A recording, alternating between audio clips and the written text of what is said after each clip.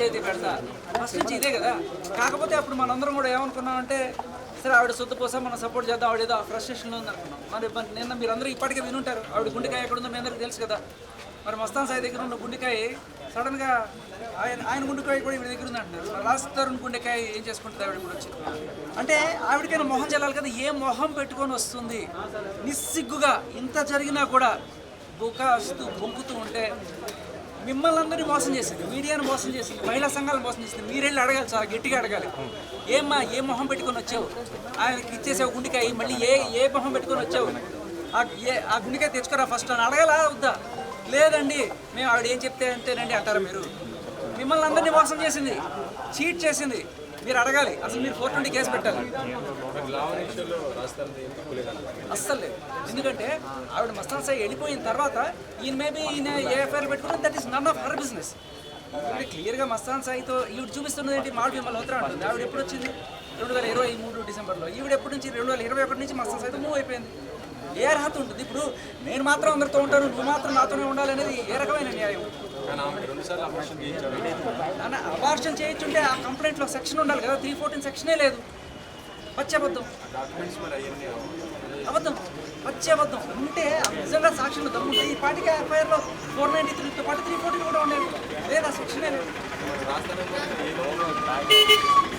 మీద పెట్టింది కాబట్టి అమ్మాయి ఏంటి కంప్లైంట్ ఇస్తే ఎఫ్ఐఆర్ ఎప్పుడైనా పెడతాడు.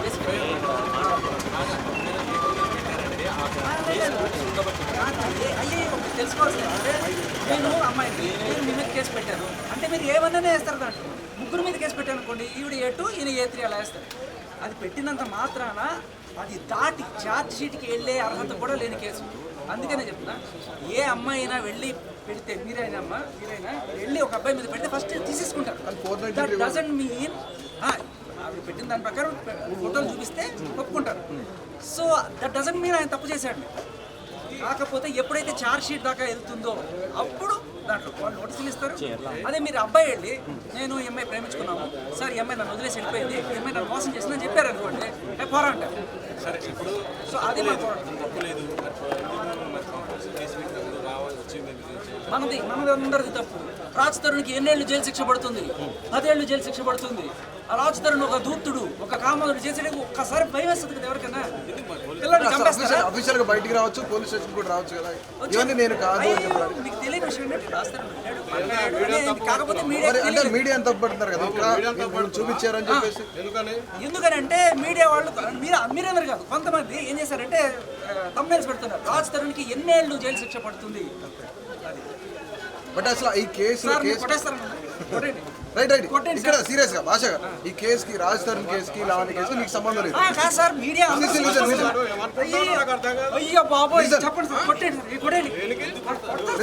భాష గారు వినాలి. మీడియా అందరూ ఒక కులం అని వేసుకొని పోలీసులోనే ఏదో ఉంటారు, అన్నిట్లోనే ఉంటారు. మీడియాలో కొంతమంది ఇలాంటి తమ్నైల్స్ పెట్టడం వల్ల మరి ఆయనకి డ్యామేజ్ జరిగింది. మీడియా అంతా మీరు కొంతమంది లావణ్యకి రాజ్ తరుణ్ కేసుకి మీకు సంబంధం అందరూ కాదు. ఇప్పుడు ఆ కేసుకి మీకు సంబంధం లేదు, లావణ్య వేరే రాజ్ తరుణ్ వేరే. కానీ ఎస్పెషల్ మీరు ఎందుకు మధ్యలో వచ్చారు? మీకేంటి సంబంధం? నన్ను లాగిందే మీడియా. నేను ఒకసారి ఒక ఆయన మీడియాలో అందరిని అడుగుతుంటారు కదా, కరాటే కలిగారు కానీ వీళ్ళని పిలిచి అడుగుతుంటారు. అలా నన్ను అడిగారు. నేను కొన్ని ఫ్యాక్ట్స్ తీసుకొని చూపించేటప్పటికి వైరల్ అయింది. ఇదేదో నిజం ఉంది అని చెప్పి ప్రతి ఒక్కరు కూడా రండి మాకు చెప్పండి అని పిలిచారు. ఆ రకంగా మొత్తం వెళ్ళిపోయింది. అంతే. మీకేంటి లింక్ వీళ్ళిద్దరి మధ్యలో? రాజ్ తరుణ్తోనే లావణ్యతోనే ఏంటి సార్ బెదిరిస్తారా? ఎంత మీడియా అయితే మాత్రం మాకే సార్ అంటే చూపించండి. ఇట్లా చూసాను నేను రౌడీజం సార్. మీడియా అంటే రౌడీజం అంటే అడిగితే రౌడీజం అంటారు. అయ్యో మీరు అడుగుతున్నారు సార్, పద్ధతిగా అడుగుతున్నారు. ఆయన చూడండి ఎటు చూసాడు. ఏంది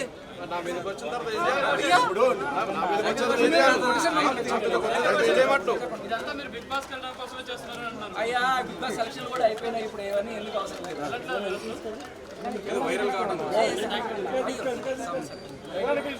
సార్ ఫ్యాక్ట్స్ చూపించారని చెప్పారు.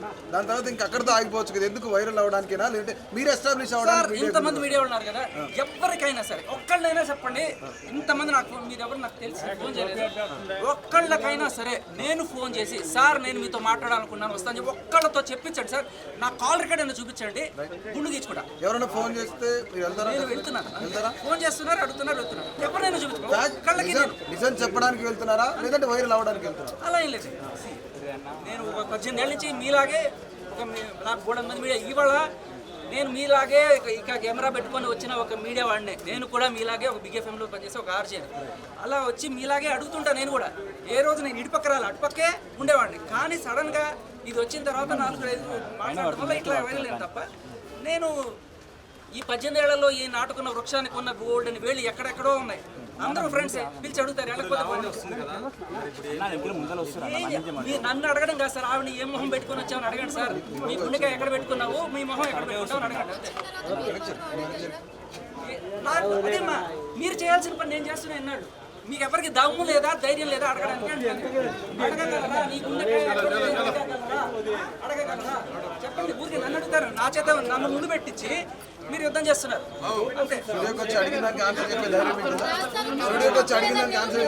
అస్సలు ధైర్యం లేదు సార్,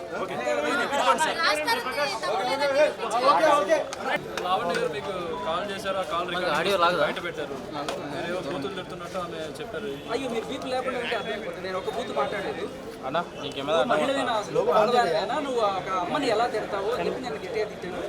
లుచ్చా పనులు చేసే అంటే డ్రగ్స్ అమ్ముకునే లుచ్చా పనులు చేసే నువ్వు అది ఇదే ఎలా చేయగలవు అన్నాను. ఆవిడ దాన్ని కొంచెం మార్చి నన్ను లుచ్చాదానా అన్నావు అంటుంది. బట్ నేను లుచ్చా పనులు అనేది డ్రగ్స్ అమ్మే పనులు డ్రగ్స్ అమ్మినట్టు మీ దగ్గర ఆరోపణలు అయ్యో ఎవరండి ఆంధ్రజ్యోతి వాళ్ళు వేశారు, హెచ్ఎంటీ వాళ్ళు కూడా వేశారు. మీరు కావాలంటే ఒక 5 నెలల క్రితం మీ టీవీలో ఎత్తుకోండి, డ్రగ్స్ మాఫియా జల్సాలో అలవాటు పడిన అలావండి అని మీ జీవనంలో చూసి నేర్చుకున్నాను నేను ఆవిడ గురించి. నన్ను అన్నంగా మీరే వేశారు, మిమ్మల్ని మీరే అడుక్కోవాలి. అంటే లావణ్య ఇప్పుడు వచ్చింది కాబట్టి మీరు బయటకు వచ్చారు, లేదంటే ఇది వచ్చేది కాదా అసలు వ్యవస్థ అమ్మాయి తక్కువైంది అని చెప్పేసి? సార్ నేను ఆవిడ కోసమో ఆవిడకి అగ్నెస్ట్గానో రాజధాని కోసమో రాలా, నేను మామూలుగా ఒక బయట ఇచ్చి వైరల్ అయిపోయాను. తర్వాత మీరు అందరూ అడుగుతున్నారు, అంతేగాని నాకు ఎవరి మీద కక్ష లేదు, ఎవరి మీద ఇది లేదు. బట్ రాజధానికి నేను ఖచ్చితంగా ఒక సింపథైజర్గా ఉన్నాను. ఎందుకు అంటే అలాంటి ఒక దగ్గరుండి చూశాను, అలా సైకో బిహేవియర్, ఆ తిట్లు అవన్నీ కూడా నేను చాలా దగ్గరుండి చూశాను. అరే మనోడు బాధితుడు రా నేను క్లియర్ కట్గా అనిపించింది, అందుకని వచ్చాను. అంటే రాజస్థాన్ లావణ్య మధ్యలో జరిగేది మీరు దగ్గరుండి ఆడియో రికార్డు బీప్ లేకుండా విన్నప్పుడు మీరు బీపులతో వినుంటారు, నేను బీప్ లేకుండా వినేటప్పుడు నాకు అర్థమైంది. ఈ ఇష్యూలో ఫైనల్గా ఎవరికి న్యాయం జరగాలని చెప్పేసి సార్ న్యాయం అంటే ఏంటంటే సార్, మగాడికి ఎంత కష్టపడ్డా పోలీస్ స్టేషన్కి వెళ్ళి ఒక నెల రోజులు తిరుగుంటా అమ్మాయి నన్ను టార్చర్ చేస్తుంది అని చెప్తే పట్టించుకునే నాదుడు లేడు సార్. ఇప్పుడు రాజస్థాన్ కూడా ఆ అమ్మాయి ఇట్లా చేస్తుందని అంటే లేదు, పరిశీలనలో ఉంది, లీగల్ ఒపీనియన్ పంపించాం. అదే అమ్మాయి వెళ్ళి ఏ రకమైన ఆధారాలు లేకుండా కూడా మీ మీద ఇట్లాగే ఎఫ్ఐఆర్ చేయొచ్చు. ఈ రకమైన దుస్థితిలో ఇవాళ మగజాతి బతుకుతుంది. సో అందరు అమ్మాయిలు కేసులు పెడతారన్న, కానీ కొంతమంది ఇది అలవాటు పడి ఇది ఒక దందాలాగా, ఇది ఒక మాఫియాలాగా తయారైంది. సో వీళ్ళ నుంచి మనం రక్షించుకోవడానికి మన ప్రయత్నం మనం చేయాలి. ఖచ్చితంగా తప్పుడు కేసులు పెట్టకూడదు అనేది మనం ఒక్క ఎఫ్ఐఆర్ చాలు సార్ మనిషిని డిఫెండ్ చేయడానికి. మీరు గమనిస్తే ఇన్న రోజుల్లో ఎఫ్ఐఆర్ దాడి ఆ కేసు ఏమైనా ముందుకెళ్ళిందా? వెళ్ళను కూడా వెళ్ళదు, ఎందుకంటే they know there is nothing. కాకపోతే మనం మీడియా ఇచ్చే వాళ్ళ మనుషులు పరువు తీసి వాళ్ళని బలాత్కరించడం అలాంటి.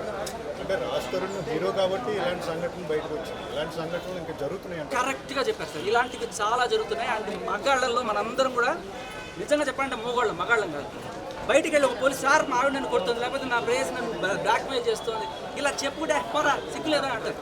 నిజంగా జరుగుతుంది. మీరు ఆడియో వింటే కొట్టుకొని రాస్తారు అనిపించి అంత కొట్టి కూడా ఆవిడ తిరిగి ఆయన మీద కేసు పెట్టాను కదా. సో బేసికల్లీ మీరు మీరు మీరు ప్రతి మగాడు కూడా ఏదో ఒక రోజున ఇట్లాంటి వాళ్ళు బారిన పడితే మనకు అర్థమవుతుంది తప్ప జనరల్గా మన 99% సౌమ్యంగానే ఉంటుంది. బట్ ఇలా ఒక చోట జరిగితే మాత్రం అంటే ఇప్పుడు ఫైనల్గా ఆ తప్పు లావణ్య వైపు ఉంది, ఖచ్చితంగా ఆమె శిక్ష పడుతుంది. రాజస్థాన్ మళ్ళీ అంటే పూర్తిగా నిజాయితీ పడని నిరూపణ అవుతుందంటారు.